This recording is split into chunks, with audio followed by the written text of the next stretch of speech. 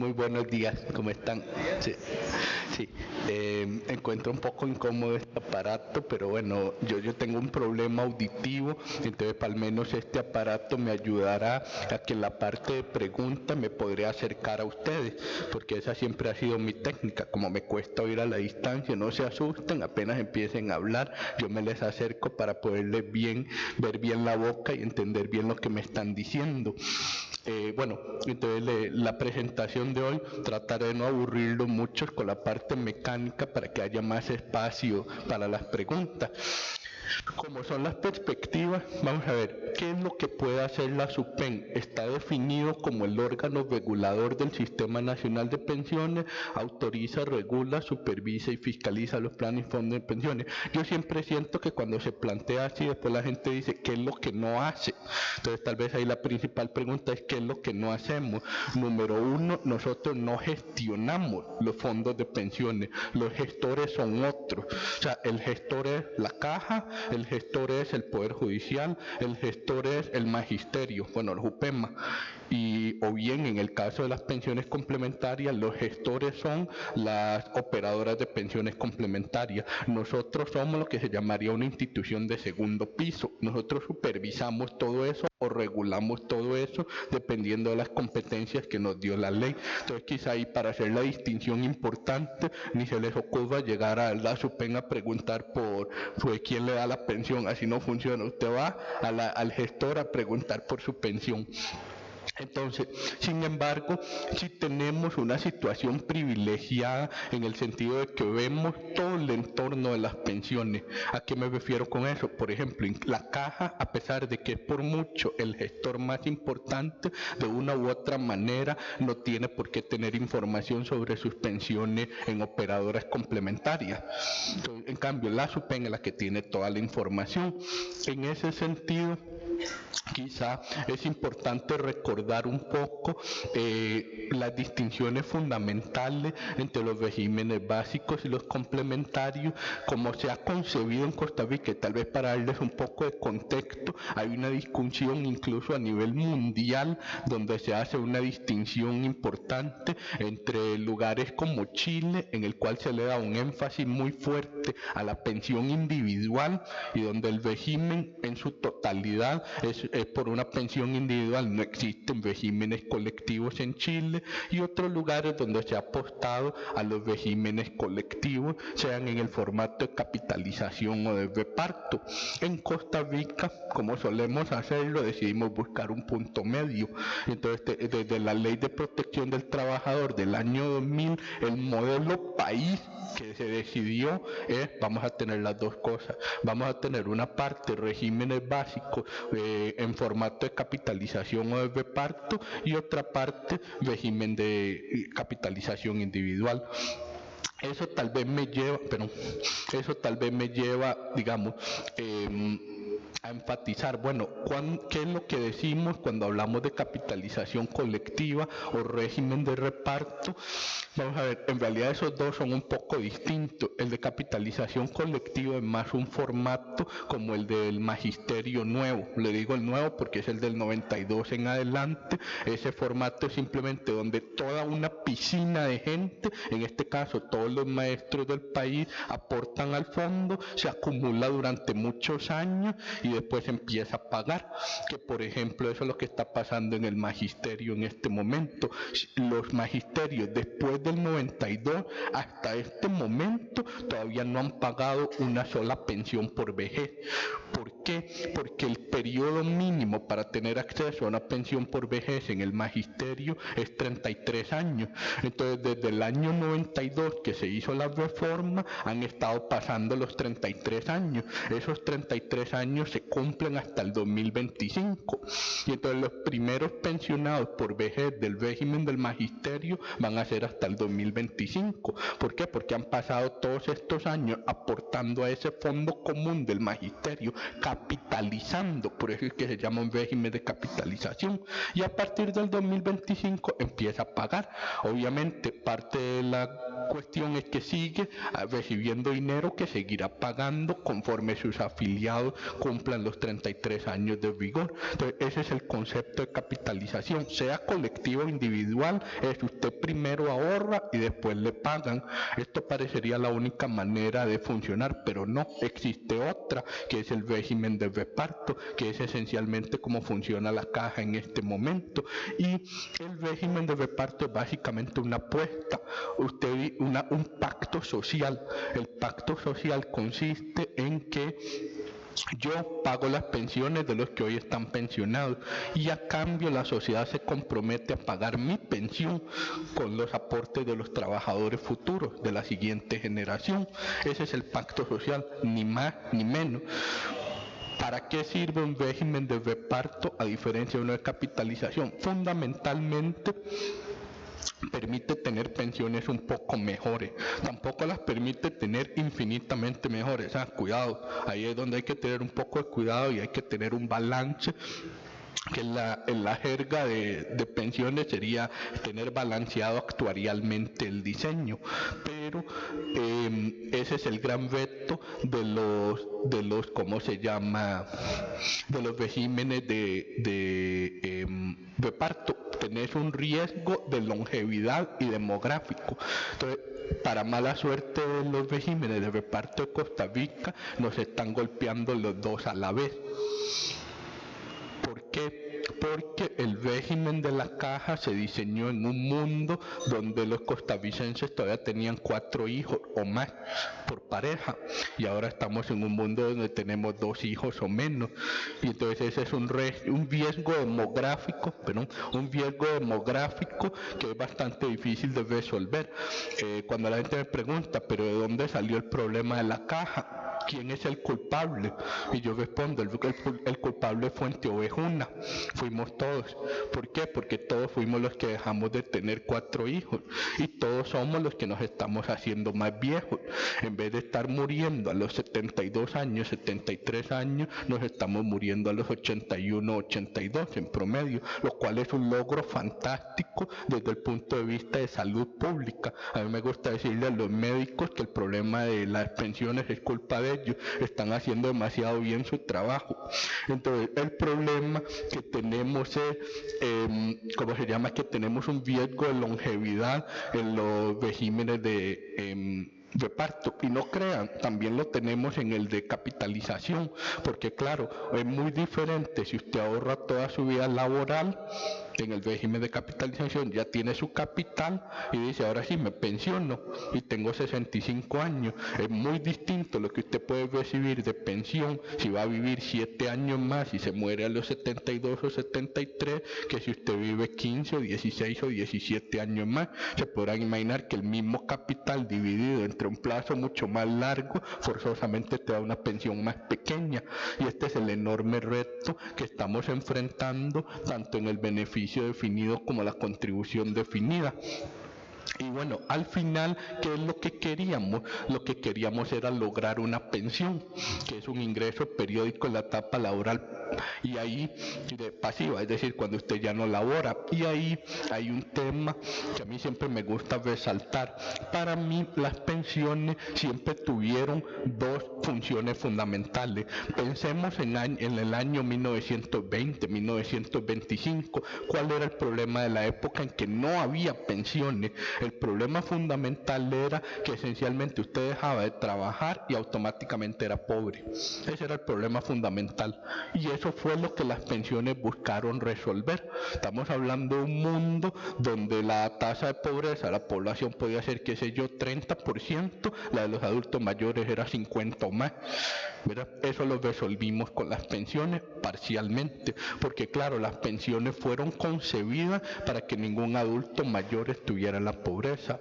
Yo estoy convencido que ese es el gran fracaso de nuestro sistema de pensiones en Costa Rica. No hemos logrado que ningún adulto mayor esté en la pobreza. Todavía nos falta un poco para llegar ahí. En otras palabras, todavía hay en Costa Rica, después de 80 años de tener regímenes de pensiones, todavía tenemos adultos mayores en la pobreza. Y creo que eso es un gran fracaso del sistema como todo, y un fracaso de Costa Rica como sociedad. Segundo, ¿por qué es que no nos concentramos únicamente en dar pensiones para evitar pobreza? Porque ahí usted tenía un problema de que gente con muy altos ingresos no iba a estar dispuesta a aportar para el fondo de pensiones, ya que en el momento en que llegaban a la pensión les dabas una pensión muy pequeñita, una pensión nada más para no ser pobre. Entonces había un problema de participación de la gente con ingresos muy altos, y por eso es que después los sistemas de pensiones se empezaron a diseñar no solo para evitar que la gente no estuviera en la pobreza, sino para que la pensión se pareciera de alguna manera a los ingresos de las personas. Por eso es que ustedes ven que normalmente las pensiones tienen alguna relación con el ingreso que ustedes tuvieron, porque es una manera de fomentar la participación de las personas. Entonces, estas son como las dos funciones esenciales de las pensiones. Número uno, evitar que la gente esté en la pobreza en la vejez, y número dos, suavizar el consumo. Si usted tenía un consumo muy alto prepensionarse, tener un consumo más o menos parecido al pensionarse, evitar caídas muy grandes en el consumo, porque si usted pasa un ingreso laboral muy alto a una pensión muy baja, va a sufrir un menoscabo fuerte en su capacidad de consumir. Entonces, bueno, esas eran las dos concepciones globales de lo que debe hacer un fondo de pensión. Y de alguna manera el sistema multipilar de Costa Rica trata de tener esos elementos. Tanto la pensión contributiva básica como el pilar 4, pensión no contributiva, tienen como prioridad el tema de la pobreza, porque son fundamentalmente esquemas solidarios. Pero para seguir fomentando el ahorro personal de la población se introdujeron los pilares 2 y 3, que son la pensión complementaria obligatoria y la pensión complementaria voluntaria. La pensión complementaria obligatoria ha sido un éxito en el sentido de que efectivamente ha servido como un mecanismo de acumulación importante de ahorro nacional. En este momento las operadoras de pensiones complementarias tienen más de 8.000 millones de dólares, que ya empieza a ser una suma muy significativa y que se vuelve una suma que respaldará parte importante de las pensiones de futuras de la población costarricense. Mientras que el tema que sí me tiene a mí intranquilo es el de la pensión complementaria voluntaria, que a finales de los 90 había tenido un desarrollo relativamente importante y se estancó después de la Ley de Protección del Trabajador, y ese es uno de los retos que tenemos en el sistema: cómo fomentar la pensión voluntaria. Bien, a la mayoría de los costarricenses el que más les preocupa va a ser naturalmente el régimen de invalidez y vejez y muerte, que la mayoría de la gente lo llama pensiones de la caja. Este es el nombre técnico. La mayoría de la gente piensa la pensión de la caja. Entonces, bueno, ¿cómo está funcionando en este momento? En buena teoría, la pensión por vejez tiene que ser a los 65 años, tanto para hombres como mujeres, y con al menos 300 cuotas mensuales. En la práctica, lo que se ha dado es que mucha gente toma lo que se llama la pensión anticipada, que es a los 62 años para los hombres, 60 años para las mujeres. Esto para mí ha sido todo un tema, y la caja también así lo reconoce, que por ejemplo, vamos a ver, en buena teoría, si ustedes lo conciben muy sucintamente, cómo debería ser realmente el tema de las pensiones anticipadas. Usted define una pensión completa, 65 años con, no sé, 400 y tantas cuotas. Y usted dice, ok, si usted llegó a los 65 años pero no tiene las 460 y tantas cuotas, lo penalizo, pero lo dejo irse. Si usted tiene las 460 y tantas cuotas pero no tiene los 65 años, lo dejo irse, pero lo penalizo. Hasta ahí todo bien. Si usted no tiene ninguna de las dos, entonces no lo debería dejar irse. Así es como debería estar hecho un sistema de pensiones. Usted tiene la pensión completa con dos criterios, y si usted incumple alguno de los dos, se le deja irse pero penalizado. pero bajo ninguna circunstancia dejarlo irse sin ninguna de las dos. Y ese es un problema que tiene en este momento el régimen de invalidez, vejez y muerte, que se habían diseñado esquemas en los que se le permitía a la gente irse sin cumplir ninguno de los dos criterios. Entonces, bajo esas circunstancias uno dice, ¿para qué criterio? Bueno, están mal diseñados los criterios. Ya la caja empezó a arreglar eso. Algunas de las medidas de corto plazo que introdujo en los últimos meses son justamente eso: eliminar la posibilidad de que alguien que no cumpla ninguno de los dos criterios se pueda pensionar.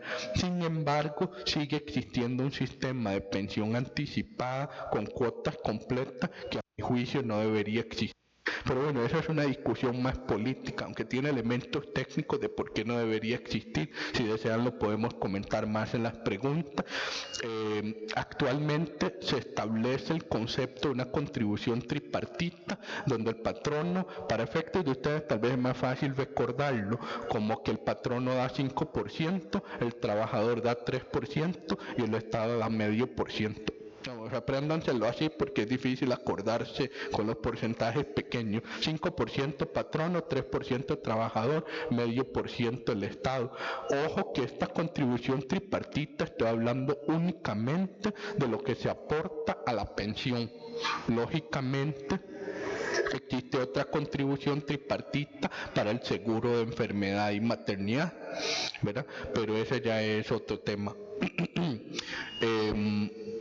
El salario de referencia, este es un concepto muy importante. Esencialmente en una pensión usted tiene tres grandes elementos paramétricos: cuánto aporta, a qué edad se va y con qué prestaciones se va. Y las prestaciones generalmente se tienen que definir con respecto a un salario de referencia, que no va a ser su último salario, porque usted lo que ha estado contribuyendo no es igual todo el tiempo. Usted ha tenido variaciones en su contribución, entonces yo necesito calcularle algún tipo de salario promedio. Eso es lo que en la jerga llaman el salario de referencia. Entonces es el promedio de los últimos 240 salarios. Y bueno, ya usted se lleva después un monto de pensión que generalmente va a ser esta tasa de reemplazo, que dependiendo de cómo se llama, cuál ha sido sus últimos salarios, se define cuál es su tasa de reemplazo. Y con eso usted se lleva de 43 a 52.5 como cuota básica. Ahora, si usted se queda trabajando más tiempo por arriba de las 300 cuotas, esta tasa de reemplazo empieza a subir mucho. Por ejemplo, si usted es una persona que gana, qué sé yo, más o menos entre 2 y 3 salarios de mínimo, y usted trabaja 45 años, usted se lleva 75% del salario de referencia, que como pueden ver es un número mucho más alto que 43 o 52.5, porque la caja está diseñada que cada año adicional que usted trabaja le sube 1% su tasa de reemplazo. Obviamente ahí depende mucho de la persona, ¿cómo se llama? Si le sirve o no le sirve seguir trabajando. Está establecida una pensión mínima de 129.500 colones. ¿Por qué es que existe esa pensión mínima? Esencialmente existe porque, como en Costa Rica tenemos la pensión no contributiva, que es de 75.000 colones, eso te genera un problema a la hora de motivar a la gente a aportar, porque claro, imaginemos que usted es un trabajador con muy pocos ingresos, llega un momento en que usted puede hacer una apuesta: ¿sigo aportando o dejo de aportar y me la juego con una pensión no contributiva? Entonces, como la pensión no contributiva ya es 75.000 colones, un trabajador de muy pocos ingresos puede hacer esa apuesta, a menos que la pensión mínima por la caja sea razonablemente alta.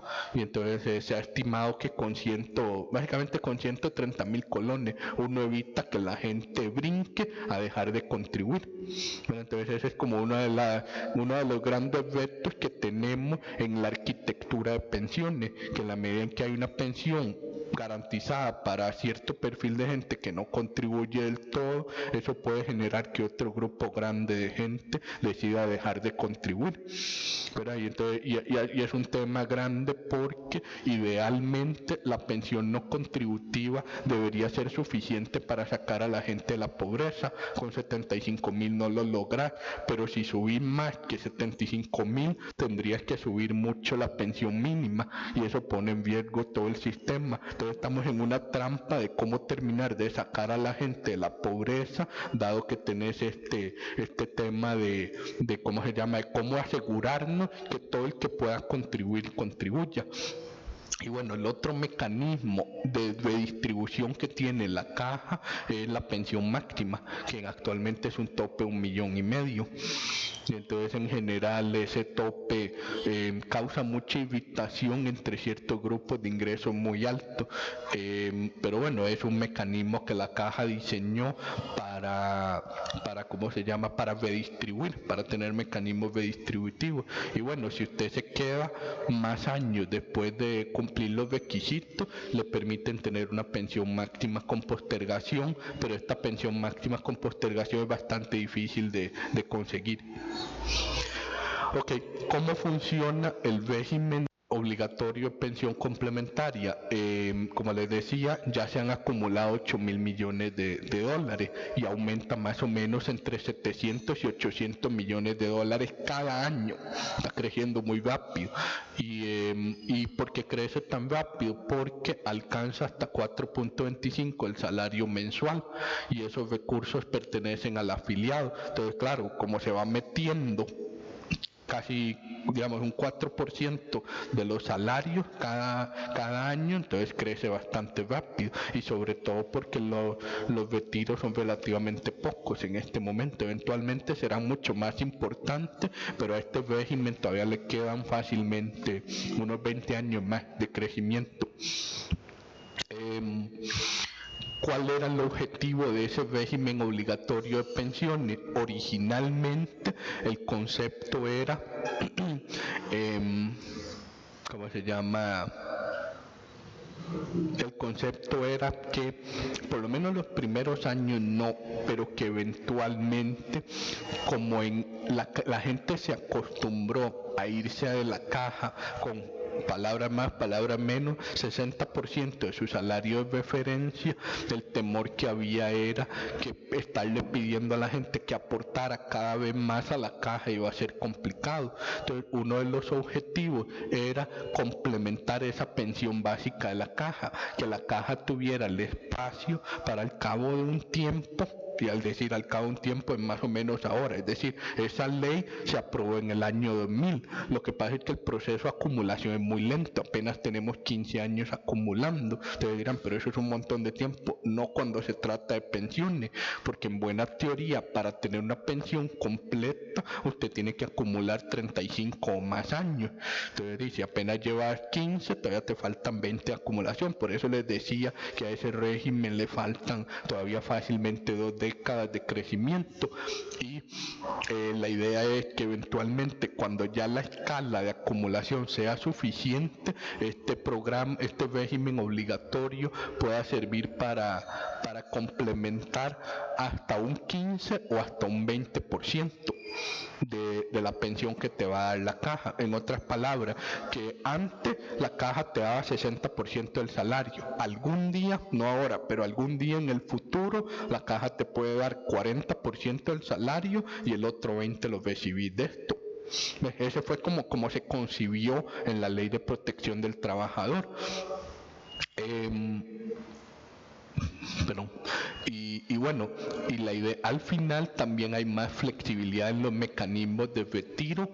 El retiro total es muy excepcional y ya casi no se está dando, solo se permitía el retiro total cuando la pensión que te daba era muy pequeña con relación a la pensión de la caja o de tu otro régimen, pero en este momento eso se cumpliendo muy rara vez, digamos, ya casi se deja de cumplir, entonces ya esto casi no existe. Y las diferencias importantes entre los demás regímenes son más que nada que si te permiten heredarlo, si no te permiten heredarlo, o si es un ingreso garantizado hasta que usted se muera o un ingreso garantizado solo una cantidad de años. Digamos, eso ya es como una decisión de cada quien. Eso se supone que es un esquema que da más flexibilidad. Si ustedes me preguntan a mí, yo solo permitiría un ingreso garantizado hasta que se mueran. Pero bueno, la gente quería más flexibilidad. A mí lo que siempre me da miedo de esas flexibilidades adicionales es que cuando usted hace un retiro por una cantidad de años, incurre, o sea, regresa. Ustedes ven que en buena teoría la contribución definida no debería tener riesgo de longevidad, pero cuando usted hace retiros programados, usted vuelve a caer en riesgo de longevidad. Si le tocó vivir muchos años, entonces se queda sin pensión, o por lo menos sin esa parte de la pensión. Aquí por lo menos no es tan grave, porque como usted tiene la caja sosteniéndolo, entonces tiene un piso, se va retirando, y si vivió muchos años y se quedó sin esos retiros, pues tiene un piso, porque simplemente cae a tener solo la caja y se le acabó la plata del otro régimen. Pero digamos, a mí la preocupación que me da eso, por ejemplo, yo estaba hablando con los expertos chilenos, ellos me decían que en Chile, como allá no hay caja, sino que solo hay esto, como si fuera una complementaria de nosotros.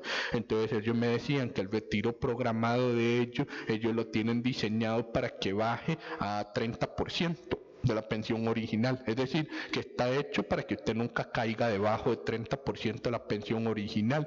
Pero yo pensaba, vamos a ver si entendí, el sistema chileno está de alguna manera favoreciendo que usted apenas se pensiona, se va con 600.000 colones, y lo único que le garantiza es que si usted llegó a 95 o a 100 años, usted recibe 200.000 colones, ¿verdad? Porque es un 30% del original. Entonces a mí lo que me da miedo de esos esquemas es que mi impresión es que normalmente cuando la gente llega muy viejo, más bien empiezan a subir sus gastos por toda una serie de razones. Entonces a mí me preocupa estar exponiendo no en Costa Rica, pero por ejemplo en un modelo como el chileno, me inquietaría que uno está exponiendo a toda una generación, si llega muy vieja, a que más bien van a estar en muchos problemas económicos, habiendo ahorrado un montón, digamos, habiendo hecho este esfuerzo económico de ahorrar para al final viendo la vejez muy avanzada. Eso para mí no tiene mucho sentido, pero bueno, es una decisión que tomaron los chilenos. Yo por lo menos me estaría muy quitado, digamos, de migrar a un esquema así, y de hecho ahora les voy a comentar un poco más de eso. En fin, entonces, y en el régimen voluntario, que como les decía, está muy poco desarrollado en Costa Rica, en buena teoría, ya sea en planes individuales o colectivos, tiene que integrarse con recursos que aportan el trabajador, o bien en algunos casos digamos, contraprestaciones del patrono.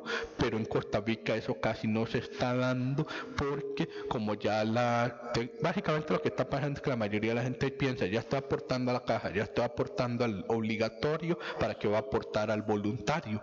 ¿Verdad? Y me parece que ahí hay todo un tema de falta de información, que ese es otro punto que también voy a comentar ahora. La ventaja que tienen los regímenes de voluntarios es que en buena teoría usted tiene incentivos fiscales. O sea, esa es como la gran ventaja que tiene el régimen voluntario. Usted tiene incentivos fiscales y entonces le gana en algunos contextos a estar ahorrando en el banco o en otros esquemas. Y en todo lo demás es muy parecido al régimen complementario. Y como les decía, el régimen no contributivo tiene que ser bajo condiciones de pobreza extrema, se financia directamente con aportes estatales y el monte es 75.000. ¿Cuál es el problema para mí de este régimen no contributivo y de la pensión mínima? Que en Costa Rica hemos caído en una situación de lo que uno llama en otros países el hueco de la lona. ¿Han visto cómo es una dona? dona, ¿verdad? Que es un pastelito con un huequito en el centro. Entonces, la dona, el problema que tenés es, si estás en pobreza extrema, este régimen te cubre. Si vos aportaste apenas para conseguir la mínima, entonces la mínima de la caja te cubre, pero hay bastante gente que no está ni en pobreza extrema ni aportó suficiente para la caja. Y están en ese hueco de la dona, y vieran que es bastante gente, no es tan poquita, y entonces el problema con ese grupo es que quedan expuestos a un riesgo patrimonial muy grande. Se sorprenderían de la cantidad de historias que uno oye de adultos mayores que básicamente le entregan la casa a los hijos. ¿Para qué? Para no tener casa y así cumplir con la condición de pobreza extrema, porque no tienen ingresos, pero sí tienen casa. Entonces, cuando van a pedir la pensión, les dicen, no se la puedo dar, usted tiene casa. Entonces se deshacen de la casa para poder no tener ingresos ni casa y así tener acceso a esta pensión. Entonces, bueno, ahí hay un tema de violencia patrimonial contra los adultos mayores que nosotros como sociedad no hemos resuelto bien. Entonces, ese es un gran reto que tenemos que arreglar. Bien, complementariamente a eso está esto que seguro algunos de ustedes ya lo tienen en la mira, que es el tema del fondo de capitalización laboral. Se creó un ahorro que básicamente como una especie de pago de cesantía y claro, en buena teoría, idealmente la gente no debería retirar este fondo nunca, sino que lo debería usar para complementar la pensión. En la práctica, más del 90% lo retira cada 5 años. Digamos, si han estado con una relación laboral continua, y bueno, ya me dicen en la SUPEN que ya esa guerra se perdió hace mucho, que ya han intentado por todas las formas de que la gente no lo retire, no hay manera. Entonces la principal prioridad ahora es tratar de decirle, bueno, está bien, retírenlo, pero úselo para pagar deuda, úselo sabiamente, no lo use para comprarse una pantalla plana. Entonces eso es como, digamos, mi excitativa en este momento. Digamos, si usted tiene deudas, si va a retirar ese fondo, hágalo y pague las deudas, pero por favor no lo gaste en tonteras, porque de verdad es un ahorro que toma 5 años acumularlo. Y bueno, y está obviamente si finaliza la relación laboral por cualquier causa, porque bueno, se suponía que era un seguro de desempleo. Ok, entonces, ¿cuál es la misión que se ha puesto la SUPEN? Promover pensiones dignas, pensando un poco en todo lo que les he dicho, de todas estas falencias que tiene el régimen en este momento, y pensando también en situaciones coyunturales. Pensando también en situaciones coyunturales, ¿cuál es la principal que tenemos ahora? A mí me gusta decir que estamos como en los tiempos bíblicos, los 7 años de vaca flaca. Desde el 2008 hasta la fecha, ya son 7 años, han sido 7 años de vaca flaca, y esto representa un reto enorme para los fondos de pensiones, porque claro, cuando usted tiene que las tasas de interés están bajas, que el crecimiento está bajo, que la inflación está baja, y esto en todo el mundo, no solo en Costa Rica, resulta sumamente difícil para los fondos de pensiones cumplir con los compromisos adquiridos. Y eso que al menos en Costa Rica y en muchas partes del mundo, los activos de los fondos de pensiones seguirán incrementándose como porcentaje del PIB. Como les decía, hoy es 8.000 millones. Mi número es así como muy por encimita, son que algún día los fondos de pensiones serán el equivalente a hoy tener unos 25.000 millones de dólares. Digamos que es una cifra muy importante del PIB, como la mitad del PIB más o menos. Pero como estamos en esta situación de tasas de interés muy bajas, empieza a ocurrir un fenómeno que es muy perverso, que es las pensiones no son para buscar rendimiento, las pensiones son para tener un ingreso seguro en el futuro, pero al estar tan bajas las tasas de interés se genera un incentivo muy fuerte para los gestores de tratar de conseguir ingresos adicionales a como del lugar, de tratar de conseguir más rendimiento, y para poder buscar ese rendimiento puede ser que tengan que asumir más riesgos. Entonces ustedes ven toda esa presión por invertir, por digamos permitir a los fondos prestar, digamos dar crédito para que inviertan en infraestructura, para que inviertan en esto, lo otro. O sea, esas cosas no necesariamente están mal. Lo que pasa es que el concepto siempre debe ser: usted diversifica para evitar pérdidas de capital, usted no diversifica para aumentar el rendimiento. Aquí es donde está el error conceptual. Mucha gente cree que se diversifica para aumentar el rendimiento. No, normalmente cuando usted diversifica, más bien su rendimiento baja. La razón por la que usted diversifica es para minimizar pérdidas de capital. Es un objetivo completamente distinto, no para maximizar el capital, sino para minimizar pérdidas. Es algo así como el polo opuesto, ¿verdad? Entonces eso es como lo que uno tiene que tener muy claro. Y entonces, por supuesto, esta situación del contexto genera esa necesidad de opciones de inversión con mayores rendimientos, porque ya los fondos empiezan a sentirse muy incómodos, que no importa en qué inviertan, genera poco. Pero ya hay un momento en que uno tiene que decir: no, hay que vivir en ese mundo. Tal vez de repente sea un mundo que está próximo a acabarse. En muchas de las economías desarrolladas existe la posibilidad de que a finales de este año, principios del otro, empiecen a subir las tasas de interés de nuevo. Y eso en teoría es malo para todo el que tiene deuda, pero tiende a ser bueno para todo aquel que está ahorrando. En este caso las pensiones son un ahorro. Entonces, en buena teoría, que vuelvan a subir las tasas de interés sería bueno para los ahorros. Pero por mientras seguimos teniendo mucha inestabilidad de los mercados internacionales, bajo rendimiento. Tenemos que, al menos en Costa Rica, vean qué mala suerte, hace bastante tiempo ya los fondos de pensiones de Costa Rica debieron haber salido de manera importante al exterior, pero cuando estaban dando los primeros pasitos allá por el 2006-2007, ¡pum!, se vino la crisis internacional, y entonces todos se echaron para atrás y no han vuelto a salir durante todos estos años. Entonces ese es un proceso que se tiene que dar en los próximos años, de que bueno, ya está bien que se asustaron en ese primer momento, pero ya va siendo hora. Por la escala del ahorro que estamos hablando, no se puede quedar todo en Costa Rica. Esto ustedes lo ven mucho más en Chile, que es que en Costa Rica son solo 8.000 millones de dólares, solo, entre comillas, pero en Chile ya son 160.000 millones de dólares. Entonces, lógicamente, en Chile, al ser una escala tan grande de dinero, hace mucho tiempo tuvieron que sacarlo de Chile, porque la economía chilena es demasiado pequeña para absorber 160.000 millones de dólares en ahorro, y una lógica muy parecida opera para Costa Rica. Ahora, en regímenes básicos es difícil diversificar más, porque los regímenes básicos tienen muchas limitaciones legales.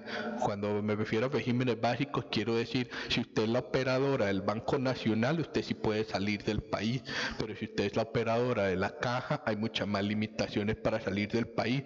La operadora de la Caja, pero el fondo de invalidez, vejez y muerte de la Caja, hay muchas más limitaciones para salir del país.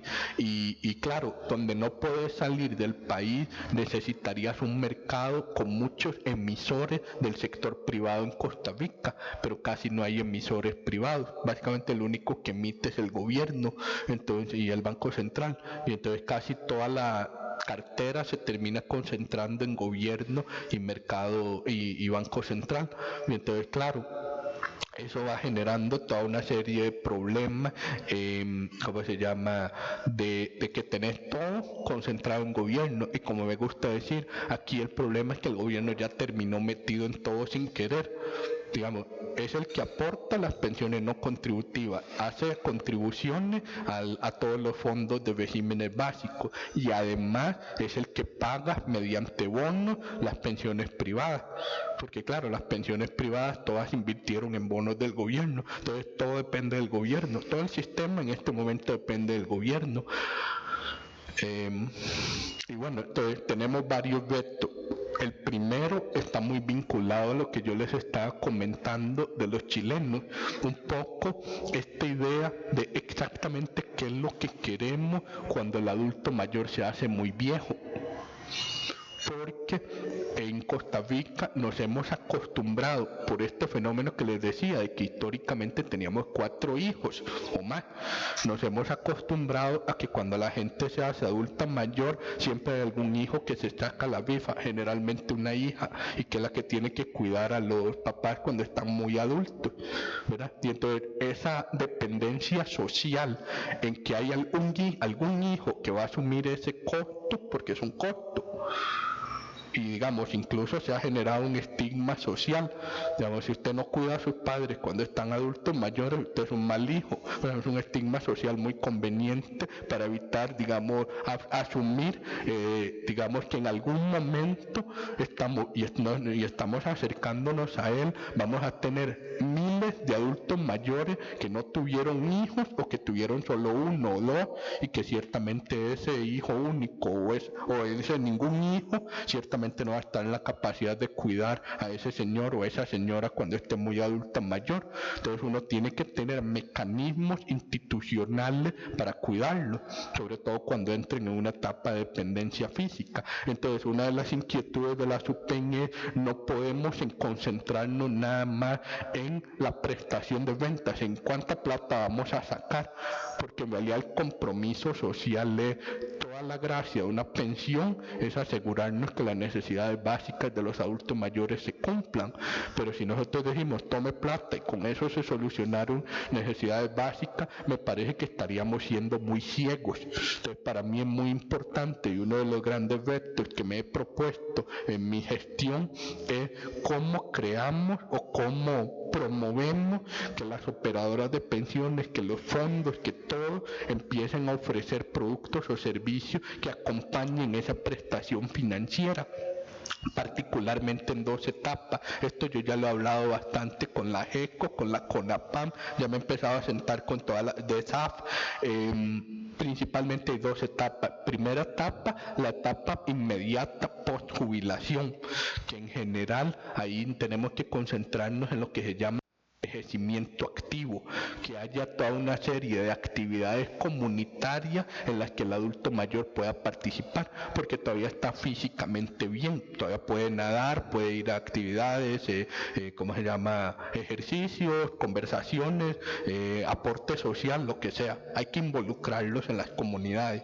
Y después empieza la etapa de dependencia física, generalmente 20 años después. Estamos hablando en principio, en mediados de los 80, es donde empieza a tener problemas físicos. Entonces ahí esto ya sí entra mucho más la parte de cuidado de largo plazo médico. Entonces, bueno, estos temas es uno de los grandes retos que tenemos, y por eso ustedes me ven cuestionando tanto el concepto chileno, porque yo sí siento que todo eso es muy costoso y que se empieza a subir mucho los costos cuando el adulto mayor empieza a depender mucho físicamente. Y me parece que tenemos que diseñar como sociedad el esquema de pensiones para que responda a ese reto, porque si no, lo más fácil sería decir, ¿sabe qué? Voy a hacer mi sistema de pensiones para que pague una platita y me desentiendo de lo demás, y que vea a ver la caja, por ejemplo, cómo hace el seguro, el SEM, para pagar todos esos costos de cuidar a los adultos mayores. Eso me parecería irresponsable. Al final todo es plata que viene de la sociedad. Me parece que hay que verlo todo conjunto, holísticamente. Segundo, fortalecer el sistema. ¿A qué nos referimos con eso? Que en este momento el sistema tiene toda una serie de falencias que me parece que han sido bastante documentadas en los periódicos, sobre todo. Lamentablemente, les decía, los sistemas fueron diseñados para una población cuya sobrevida después de pensionarse era mucho menor a lo que es hoy, y además para una población que cada generación era el doble de la anterior, al ser 4 hijos por cada pareja, y nunca lo arreglamos. Le hicimos ajustes menores, pero jamás a la profundidad que requerían los cambios demográficos tan profundos que estábamos sufriendo. Y ese es el reto que tenemos hoy, cómo lo fortalecemos. Y bueno, y necesitamos que todo fortalecimiento sea criterios técnicos. Como he dicho en otras oportunidades, es doloroso decirle a la gente, mire, usted ya no se puede pensionar a los 65, se tiene que pensionar a los 67, mire, usted ya no se va a poder pensionar aportando 8,5, tiene que aportar 14, mire, usted ya no se va a ir con una pensión del 60%, se va a ir con una del 45%, todo eso son decisiones muy dolorosas, no se pueden tomar arbitrariamente, no se pueden tomar porque a mí se me ocurre, tienen que tomarse con criterios técnicos, muy bien fundamentados y muy bien justificados, porque claro, cada una de esas decisiones afecta millones de personas. Bueno, y tenemos que tomarlas con mucho cuidado, pero a la vez tenemos que tomarlas oportunamente. Si no las tomamos, entonces nos puede pasar lo peor, que es que después los ajustes se hacen a la brava, en vez de haberlos podido hacer suavemente y a lo largo de muchos años. Y bueno, entonces hay que tener más conciencia de los órganos de dirección. En eso yo les decía, hay buenas noticias. Me parece que al menos desde mi perspectiva veo mucha voluntad de los gestores de los fondos de mejorar las cosas. Y bueno, fomentar la gestión basada en sanas prácticas y flexibilizar la normativa en el tema de permitirles diversificarse afuera, diversificar sus instrumentos. Me parece que vamos a ver, ha habido una fijación, esto es un tema un poco más técnico, pero históricamente uno tiende a supervisar con cumplimiento. Usted cumple esta lista de cosas, check, check, check. Pero estamos migrando a un sistema donde vamos a ser mucho más flexibles en vea, yo lo que voy a fijarme es si usted va tomando las decisiones con una cierta lógica, cuáles son sus políticas de inversión, cuáles son sus proyecciones de gasto, ingresos, y entonces ya con eso uno puede ver si está tomando buenas decisiones y no tanto simplemente que se apegue a una cajita que yo mismo dibujé. Y finalmente empoderar al afiliado. Aquí a mí siempre me gusta hacer una pregunta. Vamos a ver, ¿usted con cuánto se va a pensionar? No puedo pensionar. ¿No puede? Por mi edad, el rango de edad en que inicié a laborar y el rango que no tendría ni una pensión proporcional al 45%, menos de ahí. Me ubico en el contexto de edad laboral. Ok. Y rango de tiempo para cumplir esos 35 años básicos. Pero digamos, pero usted se puede pensionar eventualmente. Eventualmente, casi a los 70. Ok, ya veo. Entiendo. Ok. Bueno, pero digamos, ¿sabe con cuánto se iría si se va eventualmente a los 70? Estaremos hablando de un 45% de los últimos salarios, proporcionalmente si acaso 300,000 con la persona. Ya. Bueno, usted es un caso inusual que lo veo muy enterado de exactamente con cuánto se tiene que ir. Sí, la gran mayoría de la gente no está tan clara. Se debe al marco en que trabajo. Yo trabajo en una cooperativa ok. de adultos mayores. Ya. Entonces está como muy claro. Este proyecto, entonces. Qué bueno. En este momento damos crédito de adulto mayor, entonces particularmente hay un eje donde indica usted el ahorro. Nosotros podíamos hacer ahorro, como salimos de intermediación financiera ya no podemos hacer ahorro. Entiendo. Es una particularidad, entonces me ubiqué en ese contexto, viéndome yo dentro de 20 años. Ya. ¿Quién soy yo? ¿Y qué le doy yo a mi familia? Ya. Entonces parece que soy un necio.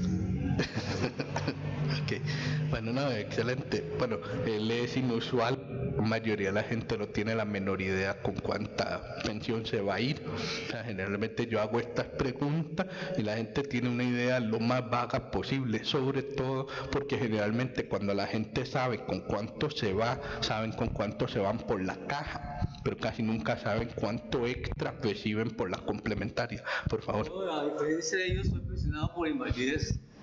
Palabra que yo no la acepto. Okay. Bueno, porque yo sí viví una etapa muy dura. Soy viviente de un cáncer gástrico en el mes. Ahí me operaron. Okay. Todo lo demás. Porque iba inválido. Luego tengo mis manos, tengo mis pies. Me decían, es que no hay otro rubro para decir, no hay invalidez, sino no puede trabajar. Entiendo. Tuvieron que dar las prestaciones por ese motivo. Pues aquí estoy, como dicen, haciendo la vida alegre, porque hay que seguir viviendo, ¿verdad? Sí, claro, cómo no. Sí. Eso es lo que yo quería decir, que yo soy por invalidez, no por vejez. Ok, bueno, ese tema de la invalidez es un buen punto, tal vez es una palabra un poco arcaica para describir toda una serie de fenómenos que no necesariamente implican invalidez, es un buen punto. Sí, es como de alguna manera, como yo tengo sordera, que muchas veces uno dice discapacitado, entonces obviamente uno diría, bueno, discapacitado ¿para qué? Entonces, aunque bueno, en este caso yo sí diría que por ejemplo ni loco sería piloto de avión, por ejemplo, ¿no? Hay una serie de cosas para las que no puedo ser una persona efectiva, no tengo capacidad de hacer esos trabajos, pero bueno, yo creo que eso es cierto para muchos. Pero en fin, tal vez como el punto más genérico es, si uno le pregunta a la gente, porque claro, hay una queja que empieza a hacerse, mire, es que la gente no ahorra suficiente para la pensión futura, y uno dice, bueno, pero es que acaso saben cuál es la pensión futura, porque decir no ahorra suficiente para la pensión futura presupone que de alguna manera tiene un objetivo de pensión y que a lo que va no cumple ese objetivo, ¿verdad? Y entonces ahí hay todo un tema de que nosotros sí queremos ver cómo integramos la información de los diferentes gestores. Hoy en buena teoría usted se puede meter al CICERE de la caja para ver cómo por cuánto va a salir su pensión, se puede meter a su operadora complementaria para ver por cuánto va a salir su pensión, pero al final es mi impresión de que esto eleva mucho los costos de transacción,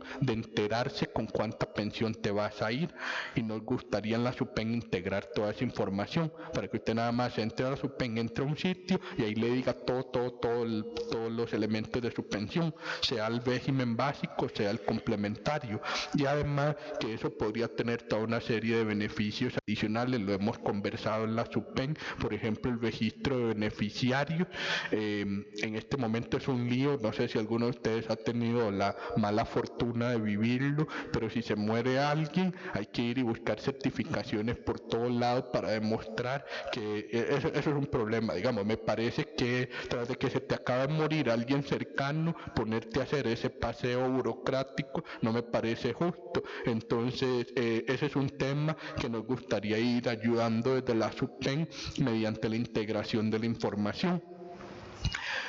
Bueno, entonces con esto concluyo, digamos, la parte introductoria. No sé si tienen algunas preguntas, pues con muchísimo gusto. Dígame.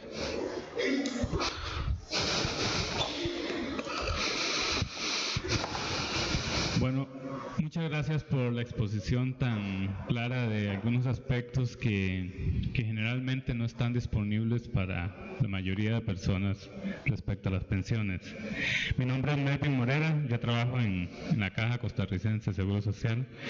Quería preguntarle sobre un tema de ese último que mencionaste, de algunos derechos que debería tener el afiliado, y es específicamente cuando van a publicar las operadoras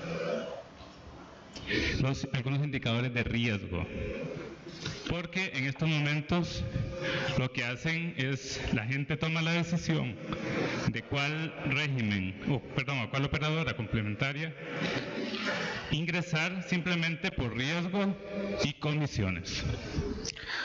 Pero vamos a ver, usted lo que quiere es saber cómo decidir a qué operadora complementaria. Sí, exigirles por parte de la SUPEN publicar también indicadores de riesgos para ver cuál riesgo están asumiendo para obtener los rendimientos que ellos publican, con los cuales toma la decisión la gente de escoger operadora de pensión complementaria. Sí, bueno, vamos a ver, o sea, a lo que va a quitarme esto, permítame. Ya, ok. Vamos a ver, ahí el principal tema para mí es Yo creo que lo que debería ser muy transparente una operadora eventualmente es cuál va a ser su política de inversiones. O sea, tal vez para la mayoría de la gente sea difícil de leer, pero se podrían asesorar. Pero el problema que tenemos hoy es que las operadoras, por lo menos hasta hace muy poco, hasta hace como 2 años, todas las operadoras gastaban la plata básicamente igual, tenían el portafolio en esencia idéntico. Hasta hace como 2 años empezaron a separarse. Ahora hay operadoras con un perfil distinto a las otras, y me parece que eso es parte de lo que vamos a tener que informarle a la gente, cuáles son las estrategias que van a tener las operadoras de inversión, qué riesgos implica eso, qué potencial incremento en los ingresos implica eso, y sobre todo el gran reto que tenemos es que en este momento, este es un tema un poco técnico, si me permiten profundizar. En este momento, casi que el único indicador que hay en las operadoras, solo uno es el retorno interanual, o sea, el retorno de un año de las operadoras. Y si ustedes buscan un poco más, pueden ver un retorno histórico que es desde que comenzó la operadora. Esto, a mi juicio, es muy poca información para la gente y sobre todo distorsiona mucho las decisiones, porque, vamos a ver, un fondo de pensiones, en buena teoría, usted le dio plata para que se la guarde 35, 40 años. Entonces no tiene ningún sentido estar hablando de retornos a un año plazo. Hay que estar hablando de retornos a lo largo de toda la vida del fondo, que van a ser retornos de 30, 40 años. Y para mí este es el principal problema en este momento con ese indicador anual, que genera un incentivo muy fuerte a las operadoras de no invertir a largo plazo, cuando las operadoras son por definición la entidad financiera que debería invertir a más largo plazo. Pero invertir a largo plazo es difícil de entender. Por eso les decía, tendría la gente que informarse sobre cuál es la política de inversiones que está tomando esa operadora y decir me gusta o no me gusta, y con eso decidir si se pasa o no se pasa.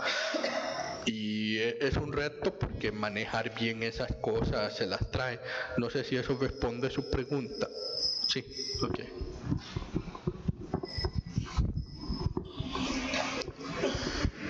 Ahora, tal vez nada más para cerrar, lo que sí vamos a tratar de hacer en la SUPEN es crear más indicadores de 3 años, de 5 años, de 10 años, por lo menos para ir suavizando un poco el efecto del indicador de solo un año.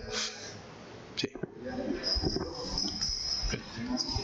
Sí, es que ya está un poco incómodo.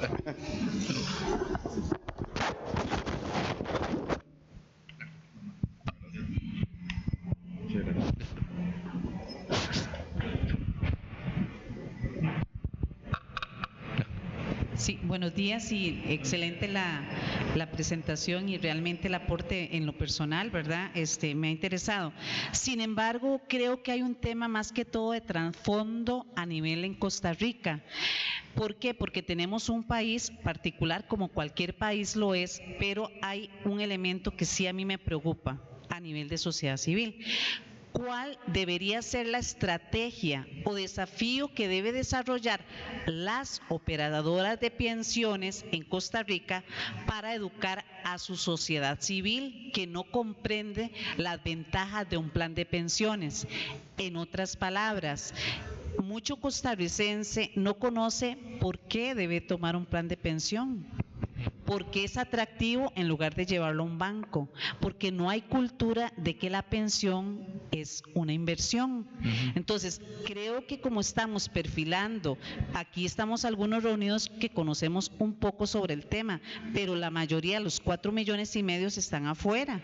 Entonces, ellos no comprenden por qué es importante contar con un plan a mediano, a largo plazo, conforme sea su edad, como un marketing. Es que tenemos que hacer una estrategia asimilando que la población costarricense no conoce las ventajas de un plan de pensiones. Entonces, es como el llamado hacia todas estas operadoras de pensiones, la estrategia de comunicación. Sé que no es la parte suya el mercadeo, pero sí creo importante que algunos pilares deben darse, porque aquí estamos hablando de rendimientos, de riesgos, y y las personas en la sociedad civil, en su porcentaje mayor, usted le hable y ellos no comprenden sobre el tema. Muchas gracias. No, con mucho gusto. Levanta un excelente punto. Vamos a ver, voy a desmenuzar eso en varias partes. Primero, me parece que lo que generó una escasa cultura financiera de aportar a fondos de pensiones es el hecho de que los regímenes básicos históricamente estuvieran tan descalibrados con respecto a los aportes. ¿A qué me refiero con eso? Vamos a ver, cuando yo entré a la SUPEN, a mí me gustaba decir que había una confusión con el concepto de pensión de lujo, porque la gente decía pensión de lujo es una pensión alta. Yo digo, no, eso no es una pensión de lujo. Una pensión de lujo es una pensión para la que usted no aportó. Si usted tiene una pensión alta pero aportó un montón, entonces eso no es de lujo. Si usted tiene una pensión baja pero no aportó nada, entonces eso sí es de lujo. Digamos, tal vez con la excepción de las pensiones de ¿cómo se llama? La no contributiva, que me parece bastante claro que son para sacar a la gente de la pobreza. Bien, dicho eso, esa primera apreciación, después me di cuenta que me metía en un problema. En Costa Rica todas las pensiones son de lujo. Toda la gente que ustedes conocen pensionada por la caja se está llevando más o menos 2 colones por cada colón que aportó. Toda la gente que está en los regímenes, qué sé yo, de Hacienda, de la ley marco de pensiones, del correo, de esto, el otro, virtualmente todos se han llevado mucho más de lo que aportaron. Toda la gente que está en el Poder Judicial, digamos de 5 colones para arriba por cada colón que aportó la gente, y así sucesivamente. Entonces, cuando ustedes se dan cuenta que virtualmente todos los regímenes han tenido un retorno extraordinario para la gente, o sea, la gente aportó para haber recibido una pensión mucho más pequeña y se lleva una pensión muy grande, y entonces yo creo que ahí eso genera una distorsión enorme para efectos de explicar por qué aportar para un fondo de pensiones es valioso, porque claro, la gente se malacostumbra, a ver cómo se lo pongo, la gente se malacostumbra que ponía 7% de su salario bruto y se llevaba una pensión muy buena. Entonces, si usted le dice tiene que aportar otro 2 para llevarse un poquitito más, dice, pero si yo puse 7 y me da un montón, ¿por qué con 2 me da tan poquito? O sea, yo creo que la mayoría de la gente no se sienta a hacer los números, pero intuitivamente lo percibe, que dan muy poquito y se llevan un montón en los regímenes básicos, y para las demás cosas tiene que dar un montón para llevarse solo un poquito más. Me parece que ese era un primer problema. El segundo problema, el primer problema es las operadoras de pensiones esencialmente están compitiendo con un imposible, digamos, con regímenes básicos que están totalmente desfasados en sus aportes y sus beneficios. Entonces, claro, ellas se ven como un mal negocio a la par de ese otro. De hecho, después de que me di cuenta de esto, a mí me ha costado mucho entender cómo es que hay gente que no aporta para su pensión, porque es el mejor negocio del mundo, por lo menos lo era. En el futuro va a ser mucho menos mejor negocio, pero digamos, toda esa gente que no aportó a la caja no tiene idea de la metida de patas que hizo, porque digamos, recuperaban un montón más de lo que metían, pero bueno, esa es una discusión, digamos, diferente. Número 2, creo que en el tema fiscal hay un problema de cultura fiscal. O sea, en un país donde todo el mundo pagara lo que debe, el escudo fiscal que implica una pensión sería muy atractivo. Aporto a mi pensión y como es un escudo fiscal, entonces a mí me sirve un montón ahorrar ahí. Así funciona en Estados Unidos, por ejemplo. Como la gente está muy acostumbrada a pagar impuestos en Estados Unidos, la gente mete un montón de dinero en su fondo de pensión porque el fondo de pensión está blindado fiscalmente. Pero en Costa Rica, como nadie está acostumbrado a pensar en esos términos, empezando porque ni siquiera estamos acostumbrados a hacer una declaración de impuestos. La gran mayoría que somos empleados nunca hacemos una declaración de impuestos, solo hacen declaración de impuestos los profesionales cuentapropistas. Y entonces, claro, ahí hay un problema de cultura fiscal, que la gente no entiende la importancia de un sistema que te protege de la parte fiscal. pero claro, como nadie está pagando impuestos de por sí, entonces el escudo fiscal a quién le importa, ¿verdad? Yo creo que ahí hay otro problema de que se diseñaron incentivos que funcionan muy bien en otros países, pero aquí no funcionan tan bien. Entonces, dada esa cuesta que les acabo de describir, el problema de los regímenes básicos y el problema de ¿cómo se llama?, fiscal, creo que ya la parte de mercadeo se va volviendo muy pequeñita comparada a estos dos grandes problemas. Eso no significa que no haya que luchar por concientizar a la gente de la importancia, y sobre todo me parece que conforme los regímenes básicos empiecen a racionalizarse, mucha más gente va a entender la importancia de, mire, el régimen básico me va a dar para muy poco, tengo que aportar más a los regímenes complementarios, pero yo creo que eso va a ser más visto como en negativo, o sea, no va a ser visto como en positivo, que bien, aumento mi pensión, no va a ser visto como los irresponsables se robaron toda mi plata y ahora yo tengo que poner más, y no va a haber manera de explicar eso. O sea, yo ya me resigné a que así lo va a entender la gente, o sea, la gente va a entender, se robaron mi dinero y ahora tengo que poner más, pues, y nadie va a entender que en realidad nunca existió ese dinero, o sea, era un dinero de gratis, ficticio, que surgía mágicamente de una serie de fenómenos demográficos y económicos. Buenos días. Buenas.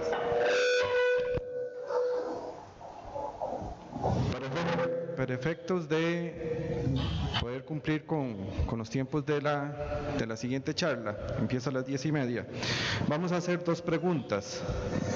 Está el caballero y, si no me equivoco, y con ella estaríamos dando por finalizado, porque a las 10:30 empieza la charla sobre banca de desarrollo.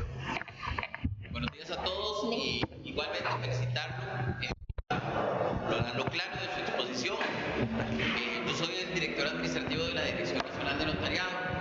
Tengo 50 años y creo que voy a estar expuesto por lo menos 15 años más, de acuerdo con su exposición. Mi pregunta es la siguiente. La mayoría de nosotros, creo que por efectos de tener que terminar de criar a nuestros hijos y otras cosas, sueños que hemos tenido, no hemos logrado hacer una pensión complementaria suficiente. Entonces, en estos momentos ya yo estoy empezando junto con mi esposa a empezar a hacerla, porque estamos viendo que la pensión de la caja no es suficiente. Entonces, digo, negra, tenemos que empezar en una pensión complementaria, digamos, de ahora yo que tengo 50 hasta que me retire. Igual ella, que es de una edad parecida.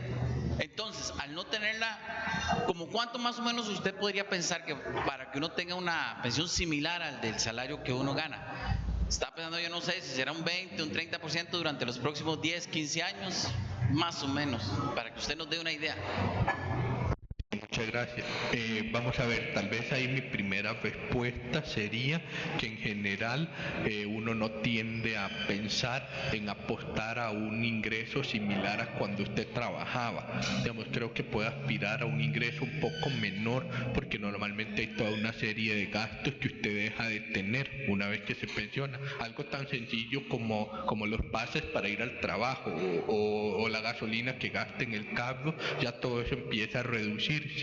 Generalmente, en buena teoría, cuando usted se pensiona, ya su casa está libre si es que tenía una hipoteca. O sea, hay toda una serie de gastos que van a bajar. Entonces, digamos que no es necesario que haga un esfuerzo económico tan grande para llegar al nivel que requiere.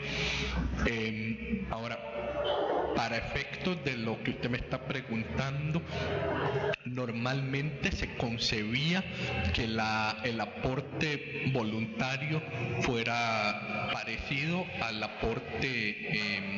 Es que ahí el problema es que si usted está empezando ahora y usted me dice que le faltan 15 años, en general usted tendría que pensar que las proporciones van a ser parecidas. Es decir, claro, no sé cuándo se va a morir, pero estadísticamente usted sobrevivirá unos 16 años después de pensionarse. Entonces, si usted está guardando durante 15, tiene que pensar que va a gastar durante 15 para hacerlo redondeado. Entonces, va a tener un poquito adicional con las tasas de interés, pero su extra por cada año que guarde ahora va a ser más o menos lo mismo que va a recibir y un poquitito más. Entonces no va a lograr algo dramático. Es decir, si usted guarda 5% adicional de su salario ahora, estos 15 años que le quedan, podrá recibir, qué sé yo, 6, 7%, pero no va a recibir 20% más, ¿verdad? O sea, eso es como hay una razonabilidad en cuánto más va a recibir durante ese periodo. Entonces, digamos, esos serían como los números que yo aconsejaría. Creo que es mejor que se asesore con alguien, de ver bien exactamente con cuánto le va a dar, pero tal vez mi principal recomendación sería no apunte a un ingreso igual al que tiene ahora, porque entonces va a ser un sacrificio muy grande. Además, recuerde, deja de pagar. Es decir, imaginemos que usted recibe hoy 100, si usted decide bajar 20 para recibir 100, entonces va a estar disfrutando 80 horas que todavía con sus hijos y con todo, y para pensionarse con 100 cuando ya no necesita 100.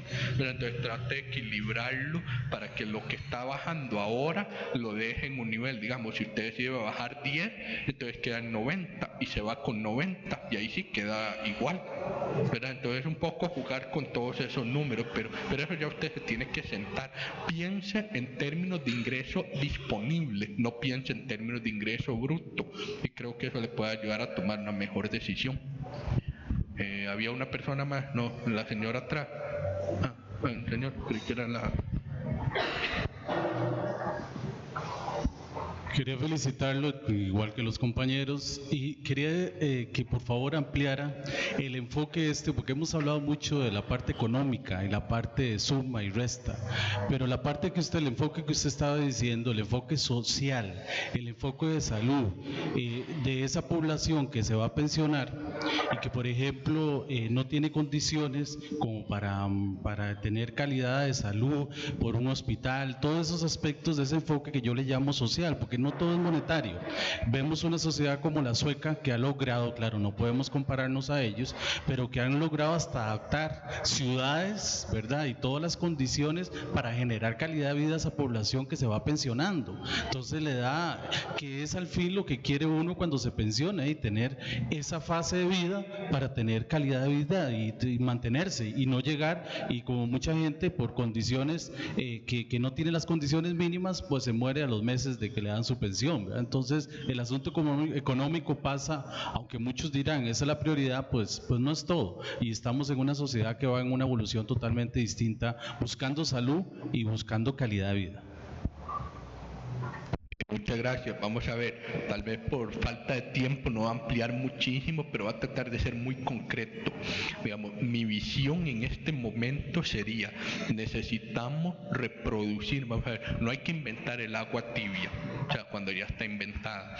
Me parece que instituciones como AGECO y CONAPAM ya tienen bastante identificada, por ejemplo, la manera de resolver las necesidades de envejecimiento activo. Por ejemplo, el AGECO tiene un edificio, unas instalaciones muy interesantes ahí por la iglesia Santa Teresita. Me parece que replicar ese modelo que ellos tienen, porque ellos tenían relativamente pocos recursos, entonces tienen un edificio, pero reproducir eso en varios lugares del país creo que podría tener un efecto muy interesante. Eso habría que integrarlo un poco con lo que usted decía, que eventualmente alrededor de esos edificios comunitarios habría que empezar a suplementar con esquemas de vida, digamos condominios especializados, digamos especialmente adaptados para las necesidades de adultos mayores, o sea, toda una serie de cosas, pero para eso también habría que hacer un cambio importante,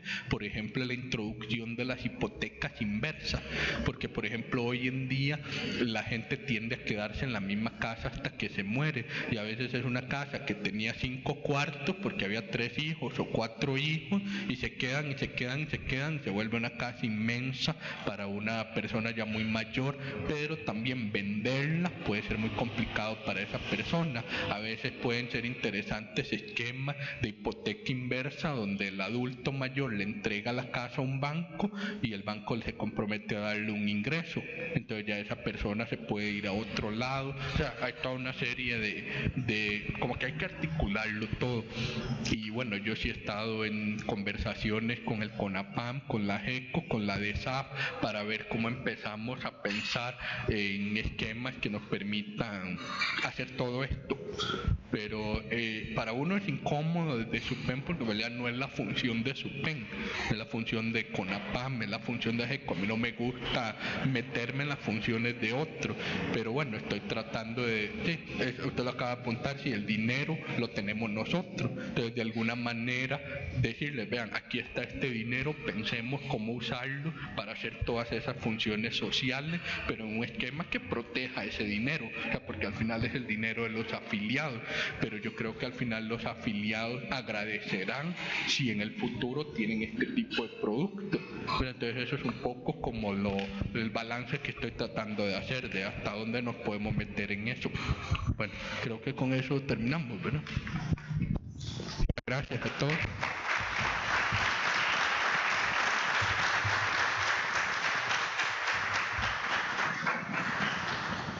Muchas gracias, don Álvaro. A continuación, nuestra directora ejecutiva, doña Zoila Víquez, le va a hacer le va a hacer entrega de un reconocimiento por su colaboración. Buenos días. El Colegio de Profesionales en Ciencias Económicas de Costa Rica confiere en el presente certificado de agradecimiento a Álvaro Ramos Chávez por su colaboración como expositor en la conferencia Actualidad y Perspectivas del Sistema de Pensiones, impartido en el Colegio de Profesionales en Ciencias Económicas de Costa Rica, en el marco de la Semana del Colegiado 2015, el 10 de noviembre de 2015. Le entregamos el certificado de participación y un reconocimiento.